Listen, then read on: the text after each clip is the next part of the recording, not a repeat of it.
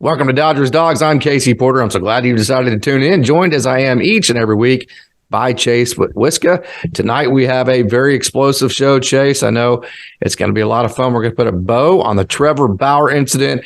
Once we get done talking about that, then we're going to move on to Bobby Miller, and we're going to break down a lot of video on him from this past year and talk a lot about the flame-throwing right-hander for the Dodgers. Yeah, I'm excited. If you've watched one of these shows before, you know how I feel about Bobby Miller, so I'm excited to get into that. I know how you feel about Trevor Bauer and Bobby Miller both, and I know that you were on the camp of wanting the Dodgers to keep Bobby Miller. So kind of give us, I know it's been a couple of days, and I like to wait a couple of days so it's not knee-jerk type reaction. So now that you've had a chance to soak it in a little bit, what are your reactions? I'm kind of surprised that they would kind of let him go. But at the same time, reading the statement from the Dodgers organization and things like that, I think that they made the right choice for their organization, which I'm all for. I think that they always make the right decisions for the most part. And, at the end of the day, they're in charge and I'm not. I'm just a fan. So whatever they say goes. And I was against keeping him, and there's several different reasons. If you hear me talk a lot, I know you've heard me talk a whole bunch, and you've got to see it firsthand. The culture of the Dodgers organization, it just wasn't a fit. Even if he wasn't found guilty of committing a crime, he was found guilty of violating the domestic violence abuse policy in the major leagues so egregiously to where he was given the largest suspension in the history of Major League Baseball for its kind. It went to a third-party arbiter that Trevor Bauer agreed to. And then that arbiter, there's kind of this misconception that the arbiter overthrew the case.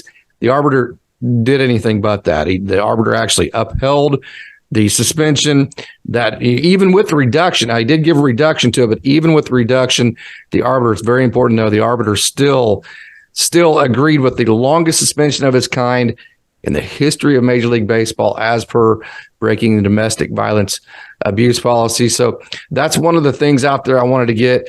And so, for the people who think he was found innocent in the court of law, it never went to the court of law, maybe, but he was not found innocent at all by Major League Baseball or by the arbiter. The case was not overturned. Another one, I hear this one, the comparison between him and Julio Urias. If you go to Dodgers Daily and read this story, you'll see that Julio Urias, in his situation, he did everything he could to not make a distraction for his team. He totally owned up to it. He took all responsibility for it. He went to counseling for it. And, really the only similarities is neither one of them had charges pressed against them. And his girlfriend stated very clearly that she never felt like a victim during the circumstance, during the situation, which means in plain terms that she never really felt like a crime was being committed at any point during the situation with Julio Urias. Another one is the Dodgers need him because they need more pitching. Well, yeah, they do need more pitching, but Chase, I'm going to let you chime in on this. You've been a part of a lot of teams when the on the field prowess of a player has no bearing on an off the field decision, because if you treat your good players different than you treat your not good players, that doesn't work, does it? It definitely doesn't, and I think that's just a recipe for disaster, and especially if it becomes known by, those players that you say aren't so good, it's going to start a lot of issues inside the clubhouse, and which obviously will affect performance. So I think that it definitely would have been a recipe for disaster, treating guys differently. Okay, so here's another one that I hear. If the club releases him, he's, what's happening right now is that the reason why the Dodgers didn't just straight up cut him, they DFA'd him. What they've been trying to do, they've been trying to find a trade partner, because if they can do that, whoever they trade him to, even if they trade him for no prospects or anything like that, if they trade him for $1, that's $1 off the books for the Dodgers. So they're looking, the reason why they DFA'd him instead of just released him, since when was it? Friday that they made the decision to release him, they have 7 days to find a trade partner to trade him. Hopefully they can do that. If they don't, then he goes on the waiver wire. Then every single team in the major leagues has a chance to pick him up.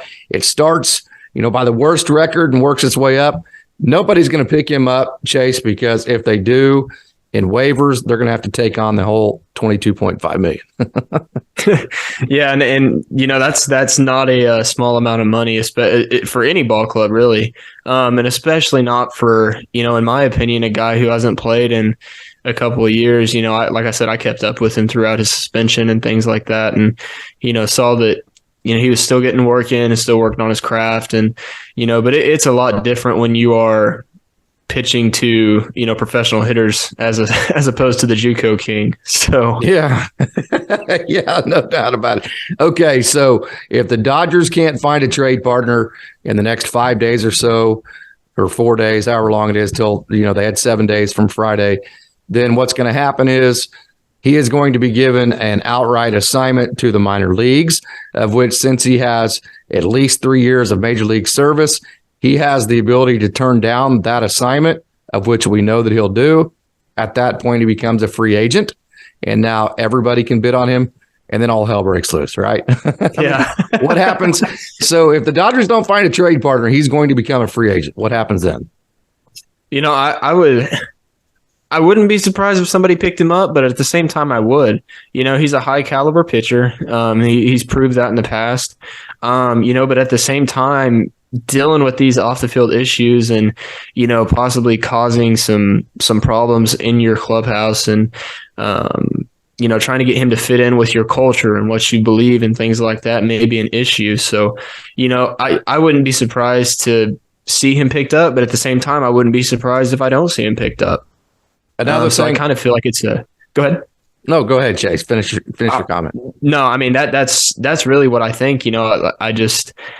I don't know if there's any easy way around that. Another thing that I hear is what players do off the field is none of our business. That is absolutely incorrect. If a player is not acting off the field that is conducive to the Dodgers brand, that is not a situation that the Dodgers are going to allow. Julio Urias, whenever he had his situation, acknowledged that very clearly.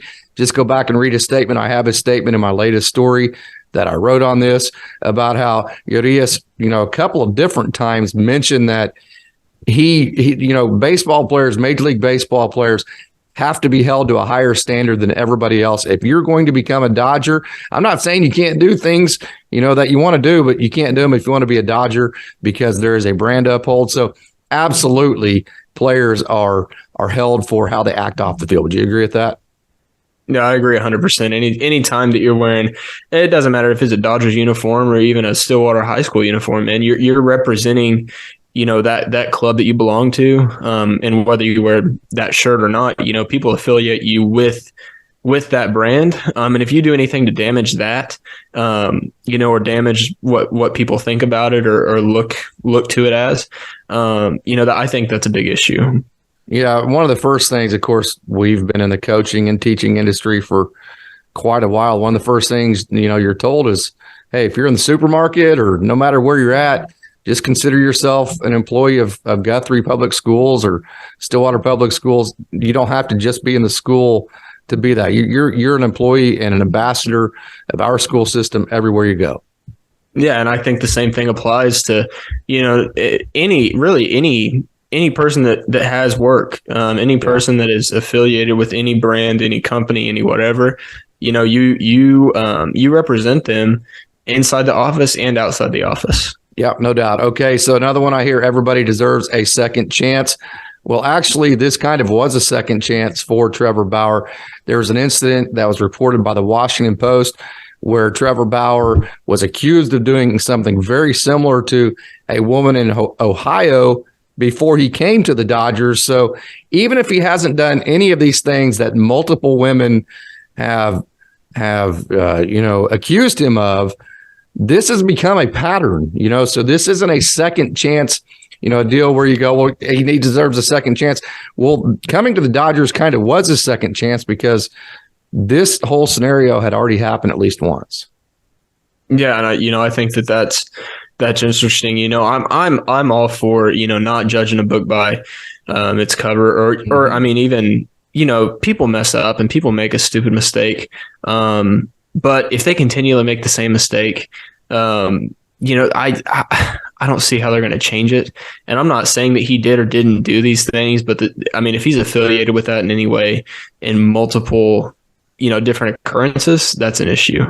Well, and it doesn't appear like he's ever even admitted that any of it has happened, which I can understand that because he's claiming his innocence at that point. But that kind of goes to the fact that the differences between him and the Urias case, the only similarities, in my opinion, are that neither one of them were charged. So, I've heard this. Well, why would somebody trade for him whenever they can pick him up on the free agency market? Well, there's some pretty good reasons. If you're a smaller market club and you're going to get a Cy Young winner that you wouldn't be able to get normally, and if you do the trade, then that guarantees that you actually get Bauer, versus if he becomes a free agent, everybody bids against him, and if there's multiple teams, then that's probably going to raise the price. And here's the deal: if you're the Dodgers, if you can trade him, the league minimum is $720,000. So let's say that you take an American League team and you say, hey, how about we trade Trevor Bauer you take him for $720,000, which is the league minimum. That's it. How about that trade? So what's the difference between that and then a team picking him up in free agency? So if there's a team that wants to pick up Trevor Bauer, the Dodgers could just offer him for the same $720,000 league minimum, and that would guarantee the trade partner that they get Trevor Bauer and don't have to mess with the free agency market and how, the bids against each other. Yeah, man. And like I said, I don't know if there's really any easy way around it for the Dodgers or for any other organization. But I think it would make a lot more sense to trade for him than it would be to try to pick him up in free agency. Yeah, and under those scenarios. So, okay, whichever way you fall on this, it's a very touchy subject. I've made it very clear that Dodgers Daily stands clearly behind this decision. I've made my reasons, whether you agree with me or Dodgers Daily or not, I've at least explained my positioning and why I feel that way. And I think, we're mature enough to where we can agree to disagree on certain issues and can continue to move on down the road, pick up the pieces, and continue to love our Dodgers, which is what we're going to have to do. And keep in mind, the Dodgers did win 111 games last year without Trevor Bauer, and they still do have Kershaw and Gonsolin and May and Syndergaard and Urias coming back, and then they have the 4 rookies ready. They're talking about Pepio, Grove, Bobby Miller, Gavin Stone. We're going to talk about Bobby Miller here in a minute. And then you also still have Max Muncy, Will Smith, Freddie Freeman, Mookie Betts, Gavin Lux, and all those guys that are going to be in your offensive lineup every day. So definitely the sky is not falling. Yeah, definitely not. And that I say all the time that we've been spoiled, and I think there's a chance that we may be spoiled again this year. I think some of these young guys are going to come out and surprise a lot of people. If you've watched them any time in their minor league career, they're nothing short of impressive. Yeah, no doubt. And we're going to talk about one of them tonight, Bobby Miller. We're going to break down a whole bunch of video on him. We're going to talk about all the things that he does explosively. We're going to talk about some of the reasons why his ERA wasn't exactly like you would expect. A guy that throws 101 miles an hour. I'm going to cover a few of the details on that side of it. We're going to talk about his 4 pitches, and we're going to dive into some video breakdown like we do on each and every Dodgers Dog show. You ready, Chase? Let's do it. So here we go on our Bobby Miller mission here in our video breakdown.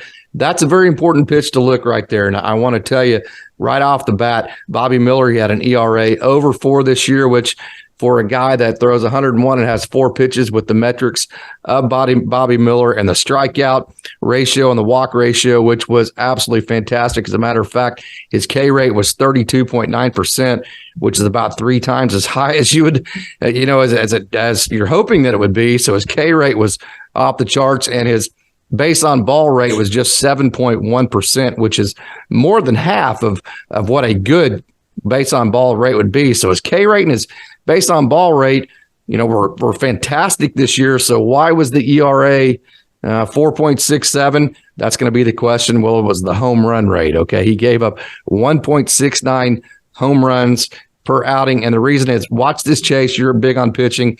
Watch the glove side. When he hits that glove side, there's the pronation goes back towards the arm. The supination goes back towards the glove. If you watch when he goes to the glove side, a couple of things happen. When he tries to hit that corner, a lot of times he pulls it, so it goes out of the zone to the glove side, and or when he does that, it flattens out. The fastball flattens out to the glove side right there, and that's when he gives up some of the longer home runs that he gave up this year. So tell me what you see. Yeah, and I think it's kind of hard to judge this guy based on his home run rate, because when you're throwing 101 miles an hour, it's pretty easy to make a mistake on the mound if anybody's had any experience doing it. If you're providing 101, from the arm, it barely has to come off the bat for it to be an absolute shot. But at the same time, I think that if he controls these pitches and is able to, dictate where they go in a higher quality manner, and meaning more consistently, I think that you're going to see him be really, really, really successful. Yeah, the thing that I see with him too, whenever he starts the ball off the plate and lets it run back to his arm side, that one right there, when he does that, that's natural to him. That's an 88 mile an hour changeup. That's work right there again. But talk about the changeup and the 4 pitches. Yeah, if you look at the changeup, man, that one right there coming in at 89 miles an hour with that much depth and that much movement, that's a high quality pitch on top of his curveball, which is, in my opinion, it's just absolutely disgusting. And I'm not sure velocity wise what it comes in at, but man, it breaks, and it breaks hard. He has a lot of really, really good swing and miss stuff. And I think that's going to help him big time. He's also able to miss barrels with these pitches, and really get guys to chase when maybe they aren't the best pitch because of how much he's able to make them move. You recognize the hitter there, Chase? That's KP from Edmond.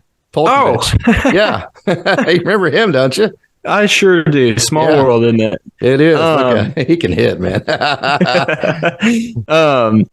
No, man, but like I was saying, I think that if he's able to control these pitches, not only his fastball, but his changeup and his curve a little bit more consistently, he's going to be near impossible to hit. Yeah, no doubt about it. The sky's the limit. So, okay, let's go back over this. There is that glove side fastball. Boy, I'll tell you what, whenever, to me, his stuff is good enough with the 4 pitches. There's the slider on the outer half. His stuff is good enough to where whenever he doesn't necessarily have to hit the black on, he doesn't have to make great pitches. If he just makes good pitches with his fastball. And there's another thing. See, in AAA, this is AAA right here. They had the automated balls and strikes, and that first pitch that you saw probably would have been called a ball in AA, where it was a strike in AAA, which absolutely helped him. So, talking about the way that he projects his stuff, 4 pitches, pretty big time. We obviously know that. And the 100 plus, he has a lot more to reach back. Plus that changeup, that's amazing. Yeah, man. And I think that something that we haven't even talked about, and this is not even regarding his pitching, but man, the kind of swagger and attitude that he has, he's an emotional guy. And if you've watched one of these episodes before, we've talked a lot about it, and I think that there's upside to that and there's downside to that, because it's, as a pitcher, if you have negative emotion, you're going to have a negative outcome. And I think that's with baseball in general, but especially as a pitcher, you dictate and you control how the game goes. And that's what makes it so hard, but it's also what makes it so fun. So, I think that I don't have a doubt, that when he goes out on the mound and toes the rubber, I don't think there's a doubt in his mind that he's better than the hitter. And I think that's going to, obviously play another big role, especially once he, sees the best of the best.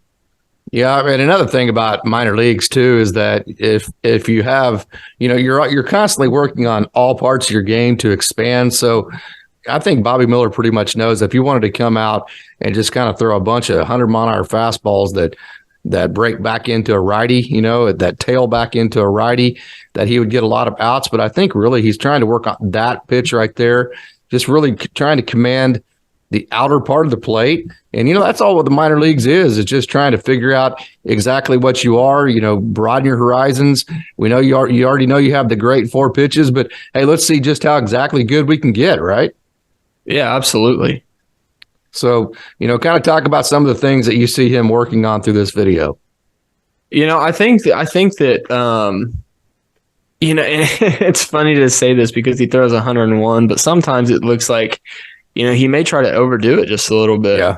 And I think that that's where he may find some control issues and some control struggles. But at the same time, man, I think he just has to keep in mind he is good enough, and he's good enough to be successful, at the highest level, and it's almost effortless. You look at that pitch right there, and granted, it wasn't a fastball. I think it was a changeup, maybe. Yeah. But that's still coming in. It's a changeup at 90 miles an hour. I mean, how many people can do that? Yeah, no doubt about it. No doubt about it. Here is Polkovich again. And a lot of people think, just watching the pitch, you've seen it here, quite a bit of video, as good as its fastball is. 100, you saw that pitch there, 100 to 101.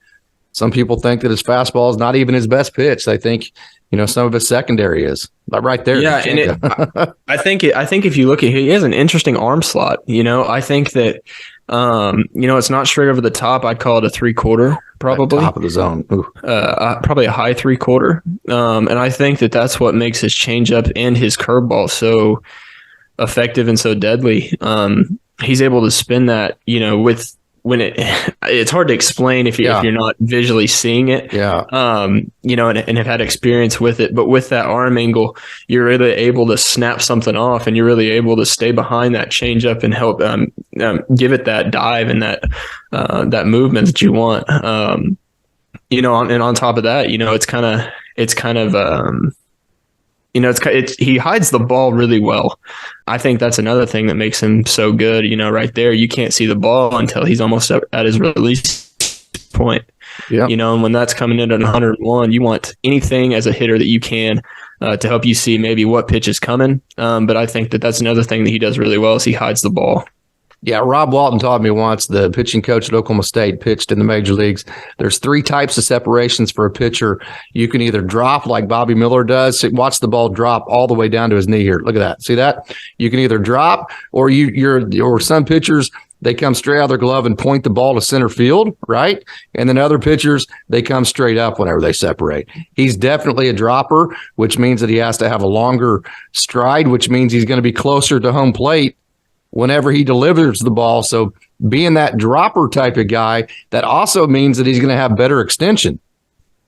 Yeah, absolutely. And when you're hitting 101 and you have that much extension, I can't even imagine how fast it looks. And also, I can't get over his off speed. He has that big fastball. But if you're watching how good he is at breaking off the curveball and how good he is at, getting the movement that he wants with the changeup, it looks like a left-handed slider coming from the right side. That last pitch, don't mean to interrupt you. I wanted to make the point though, that last pitch. Let me go ahead and rewind that so you can see this.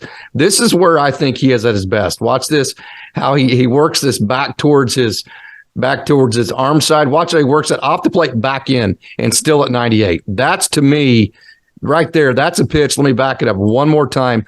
That's a pitch that very few human beings can right now back over the plate at 98 or have ever been able to throw. Yeah, and correct me if I'm wrong, but that's a 2-seam, isn't it? Well, I mean, I don't think so. It's listed. There's a 4-seam there. I don't think it's listed as a sinker. It might be. I can look here in a minute. I don't think he has any. I don't think it's a sinker. I would have to look back at the game logs, but you would think that having arm side run to it, it would be classified as a sinker, but I'm not exactly sure on that. Either way, how it's classified, that has the sinker action to it. Absolutely, and man, that's impressive. If he's able to make a 4-seam move that much, holy cow. That one right there. Of course, that's a changeup, but he's able to do that with his fastball as well. Yeah, which is really interesting. So I wonder, I wonder if he's toying with something. I wonder if he's working on something that we don't know about. That it's very impressive, and it's not natural to get a 4-seam fastball to move like that. But he's able to do it if that's what he's throwing. So yeah, and if you can move the ball at 98, say, what would you say that pitch moved, 4 to 5 inches? I'd say so, probably something close. Yeah, to that. And that one right there, that changeup, probably move more than that. If you can move a pitch like that, that means that you can start a pitch 4 inches off the plate and move it back to become a strike. That's unhittable. That's absolutely unhittable. Yeah, 100%. So there's the changeup. I think, if you've watching this as a fan, just watching, we're glad that you tuned in. We hope you tune into the next one. Look at the sink on that 99 on our fastball. This is Polkovich again, but I hope that you realize that watching Bobby Miller, the changeup is just insanely good. There's the pull that I'm talking about at 82. I've talked about it a couple times, but the changeup, a lot of people think might be his best pitch. There it is again. That is that guy that he just struck out again. That's Caden Polkovich, one of the best hitters in the minor leagues, and really made him look. And then he come up high and tight off of that, very tough. So I've talked about it many different times. Am I over exaggerating how good the changeup is? I don't think so at all. And everybody talks about that big fastball. But I think, it's 101, but the reason it's so effective is because he has that 90-mile-an-hour changeup that he's able to use. Right there, sorry, Chase, but right there, that pitch in Double A is called a ball, and because of the ABS, the automatic balls and strikes, it's called a strike in Triple A, which is huge for him because now instead of it being 1 ball, no strikes, which it was in Double A for him all year, now it's strike 1 for him. Right there, that pitch, that's a ball if that's not an automatic ball and strike call, and that's a big difference for him. And to me, that's something that will eliminates the worry of the ERA that was over 4 and gives you a reason why moving forward there is no reason to worry about that. Yeah, and to talk about the ERA a little bit, it's anybody who has had any experience in pitching, man. If you're down in the count, 1-0, 2-0, 2-1, whatever, you feel like you have to be near perfect. Yeah, and usually that leads to a perfect pitch, meaning a fastball right down the middle or whatever. And that may be, where those struggles begin and where those home runs come from is trying to, get back even or get back ahead. And every pitcher is faulty of that. Boy, look at that slider right there at 89, painting the black. You can see how much more confidence he has now with that ABS, knowing that pitch is getting called a strike. Look how he released those 2 sliders to the outside corner, and so obvious to me that getting that pitch called was a big deal for him. So, hey, any final thoughts before we move on to our last segment? I think that he's going to be really, really successful in the big leagues. If it's this year, fantastic. And if it's next year, I can't wait to see it. All right. So we've had our conversation on Trevor Bauer. We've had our conversation on Bobby Miller, too. Pretty explosive topics. First of all, Bauer, obviously the explosiveness of him getting released. And then Bobby Miller, the explosiveness of his 100+ mile-an-hour fastball. So again, kind of just sum up what we've talked about so far with Trevor Bauer. Give us your final thoughts on that situation and kind of the show as a whole so far.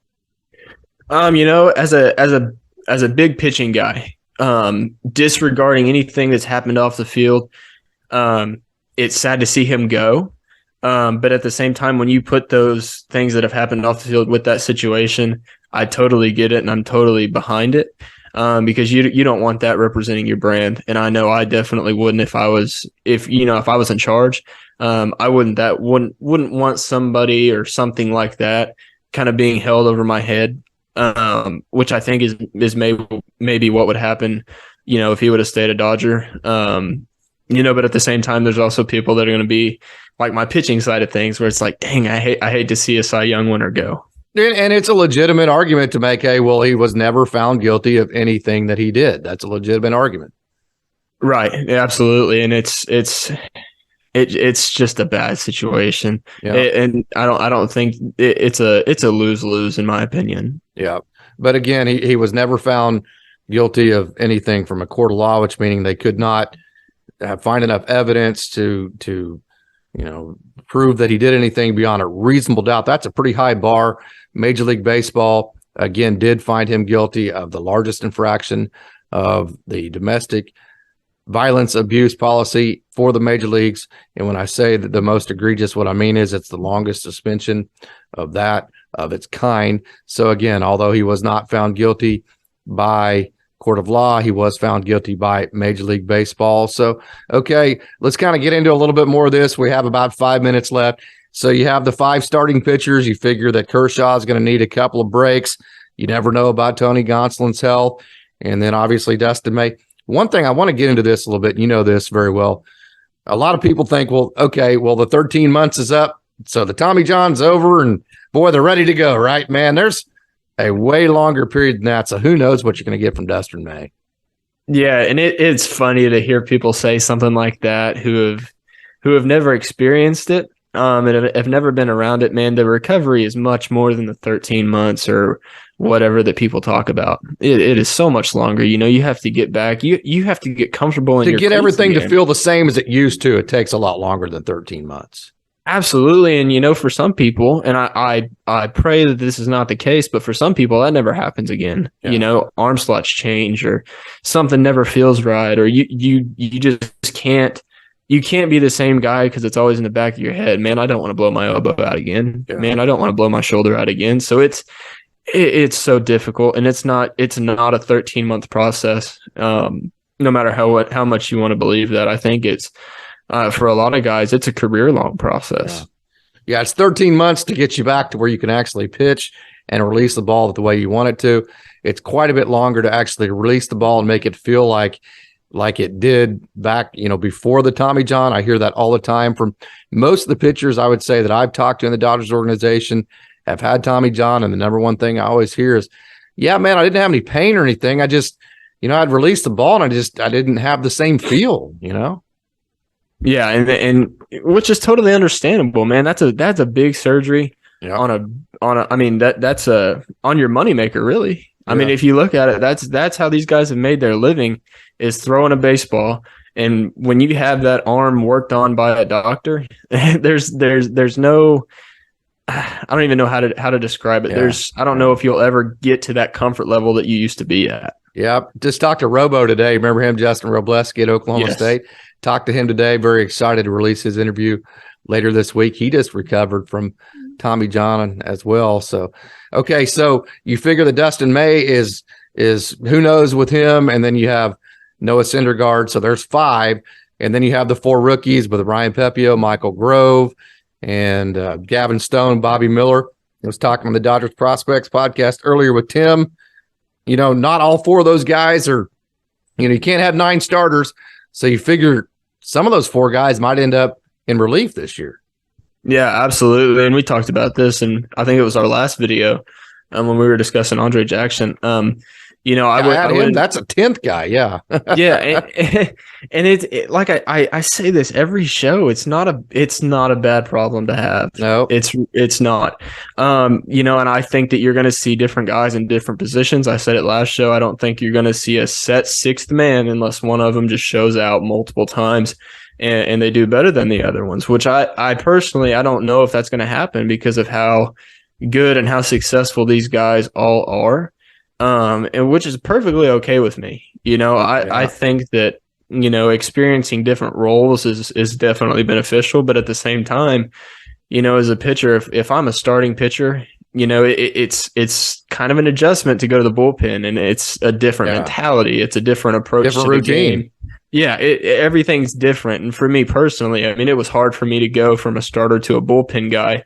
It didn't last very long, probably because I wasn't good out of the pen, or it was just very obvious that I was a much better starter. The whole routine's different. So yeah, Ryan Pepio, Michael Grove, they got their feet wet last year. I don't think you'll see near the amount of uncomfortableness. I think I think that's fair to say from them this next year. And then just watching Bobby Miller, Gavin Stone, I promise you those guys will be able to handle the moment.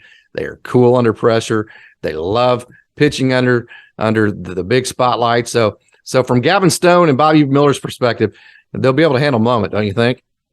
I think so. And, I talked about his mentality. I think that has a lot to do with it. Yep. Okay. Hey, we got about 2 minutes left. Final thoughts. Man, time goes too fast on this show. That's for sure.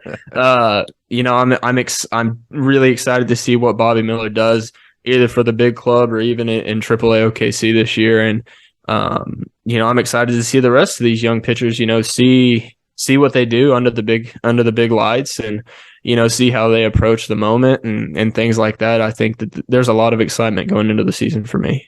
Hey, fans, just a reminder, if you like this video and if you like this kind of content, go ahead and click that like button, leave a comment, tell all your friends about Dodgers Dogs so Dodgers Dogs can keep growing and we can keep providing you content like this in the future. As always, thanks for tuning in, and go Dodgers.